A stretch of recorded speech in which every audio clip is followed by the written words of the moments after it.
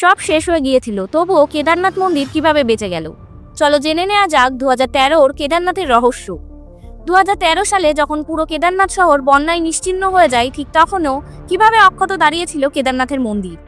এটা কি শুধুই কাকতালীয় নাকি মহাদেবের অলৌকিক রক্ষা? 2013 সালের জুন মাসে উত্তরাখণ্ডে ভয়াবহ মেঘভাঙা হয়। মন্দাকিনী নদী রুদ্রমূর্তি ধারণ করে, হাজার হাজার মানুষ প্রাণ হারান, পুরো কেদারনাথ শহর ধ্বংসস্তূপে পরিণত হয়। কিন্তু আশ্চর্যের বিষয় এটাই যে এই প্রচণ্ড জলে তোড়ে কেদারনাথ মন্দির ভাঙেনি। মন্দিরের ঠিক পেছনে এসে আটকে যায় একটা বিশাল পাথর, যাকে আজ আমরা চিনি ভীমশিলা নামে।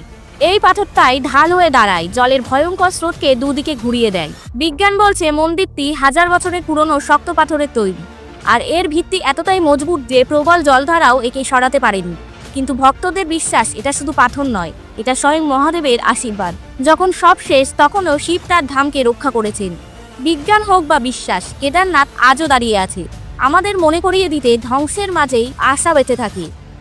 আপনি কি মনে করেন এটা অলৌকিক নাকি বৈজ্ঞানিক? কমেন্টে লিখতে ভুলবেন না।